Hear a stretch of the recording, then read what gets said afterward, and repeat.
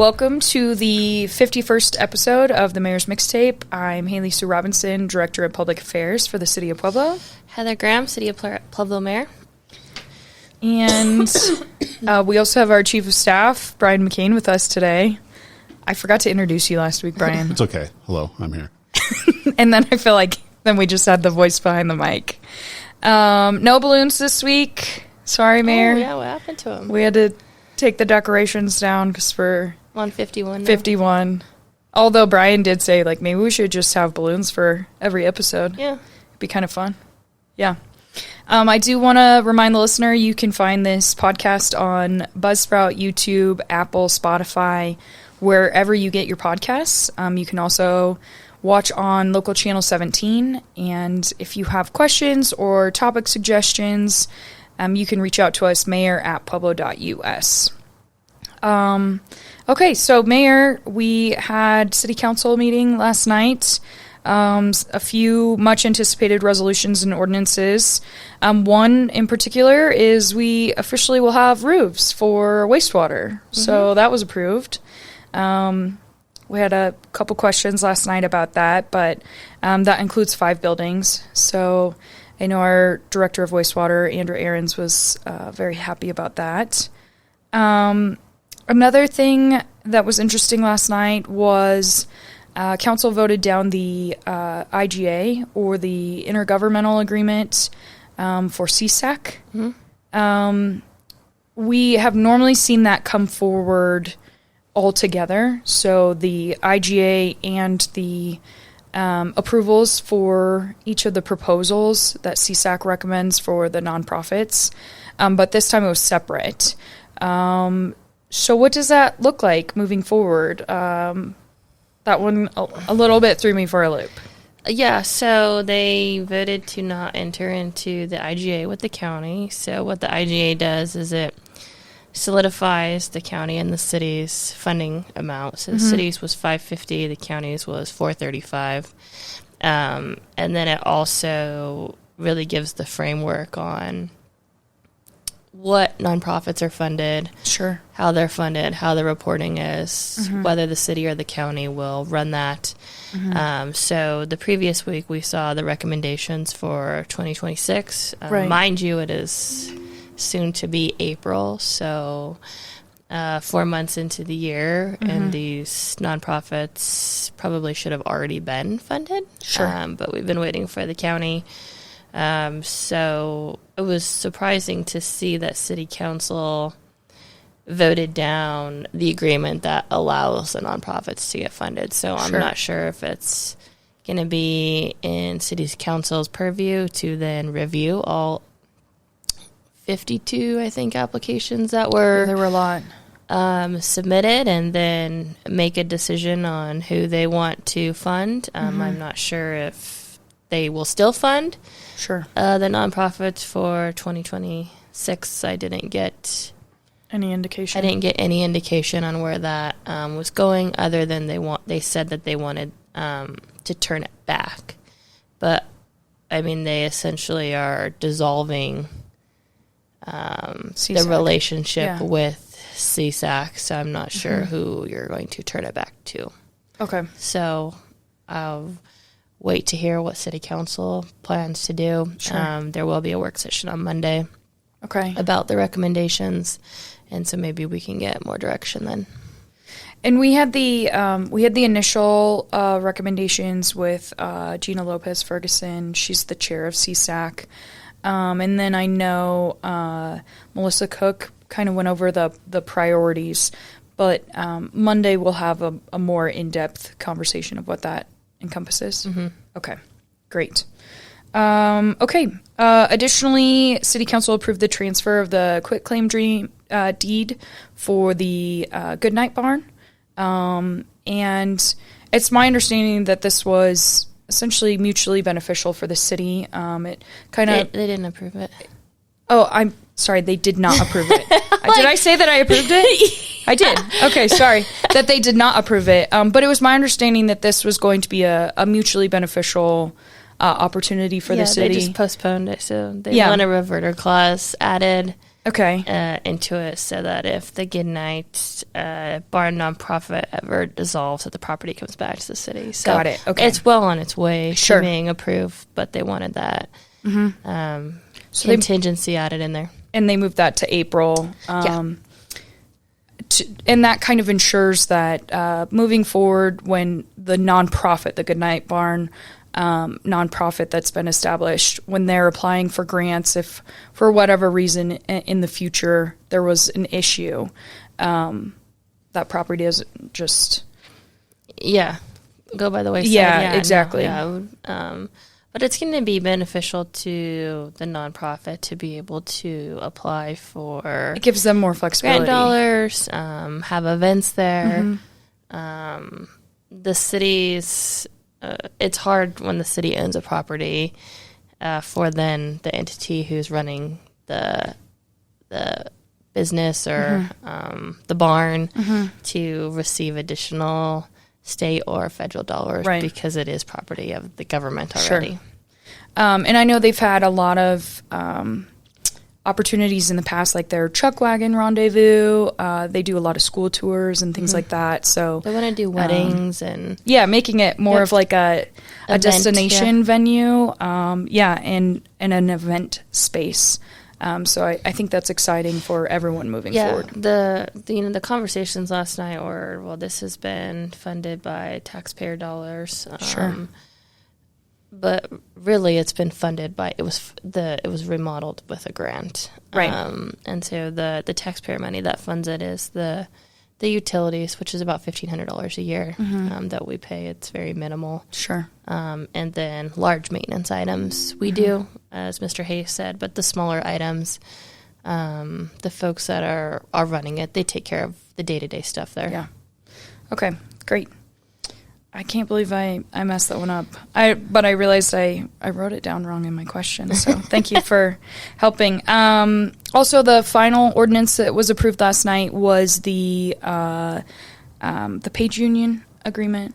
Yeah. That essentially gave a COLA, a cost of living increase of 1.75%, but they essentially agreed to take a zero moving forward in 2027. Is that correct? Yeah. So they get the CPI, which is 1.75 this year. But we met with all of the unions.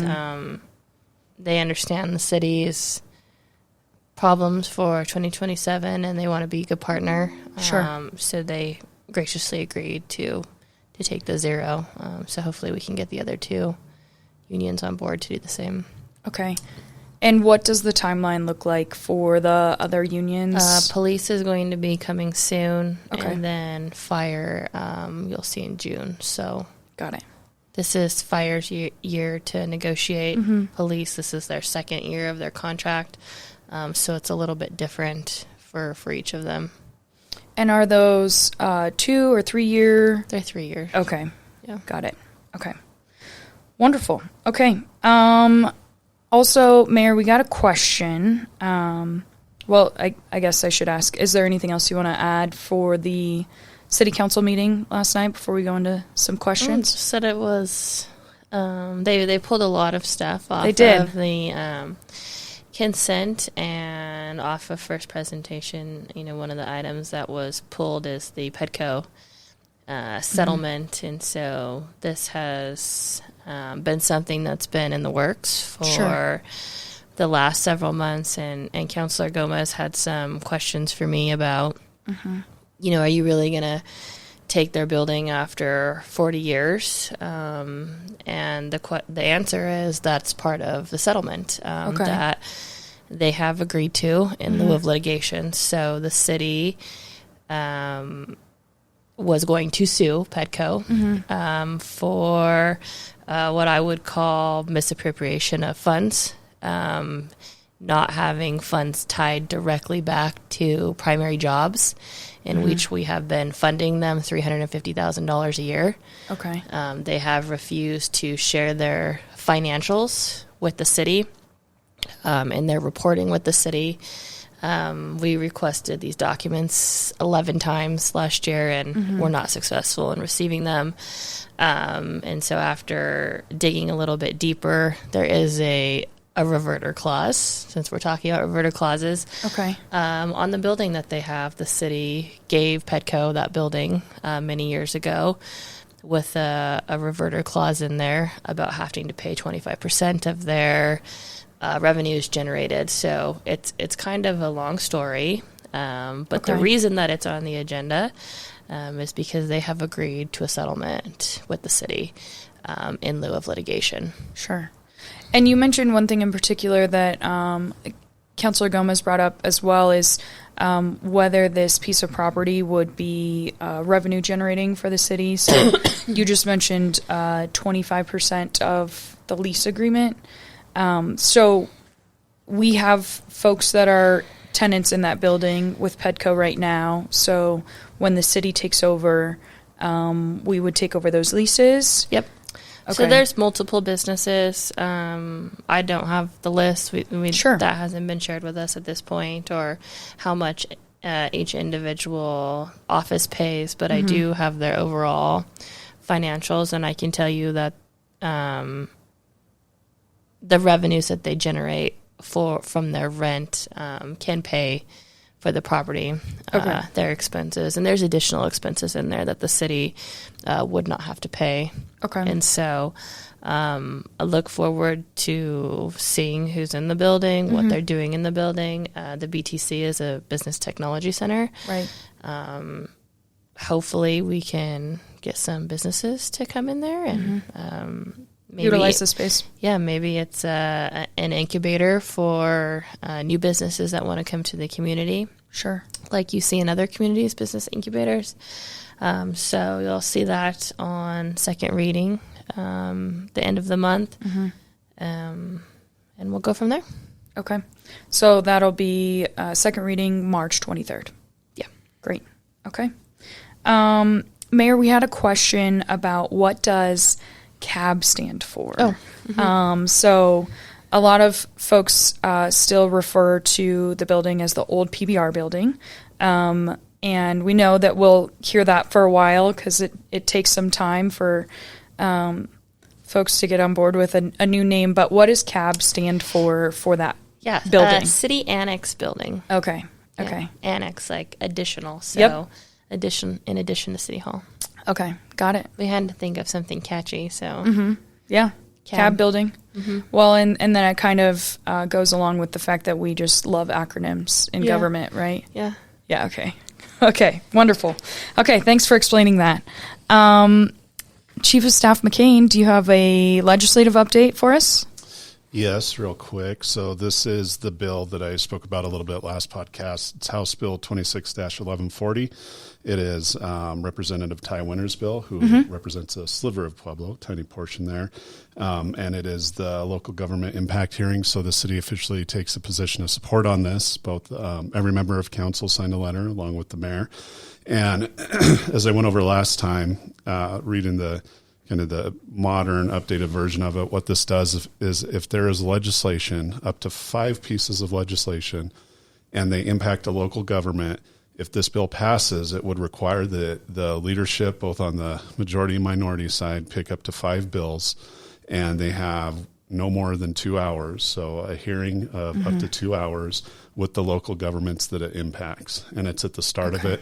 It will be in front of the committee, not the whole Congress or legislature, but in front of the committee that it's where you go to see the testimony and where you go up to testify. But what it does is it basically gives us as a local government to express our views, our support or opposition on this legislation. It designates the time at the beginning of the hearing so we don't have to sit up there until 1 a.m. and talk for 3 minutes. Yeah. Sometimes it's 5 minutes, but in the mayor's experience and the city staff experience, you sit up there for 8 hours and you get 3 minutes to speak.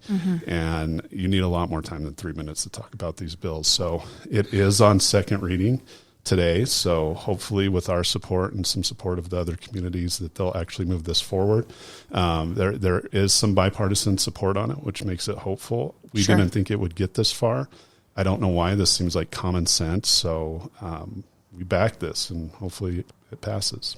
So is this the kind of thing that when we see legislation passed and we complain about like unfunded mandates, we could bring that forward and express that? Yes. So unfunded mandates, burdensome regulations. So an example, there's some bills this session and last session that really impacts our ability to create local laws and enforce them. Sure. That's very particular to our community. Mm-hmm. And again, last year going up, we got 3 minutes to talk after. I mean, it's embarrassing. You go, you spend all of this time. They're not even listening to you. They're taking selfies. They're eating their to-go steaks up on their dais, not even listening, and almost like mocking you when you're up there talking. It's like ridiculous. But that's what we get, 3 minutes, and then we might get some crude questions back to us. Yep.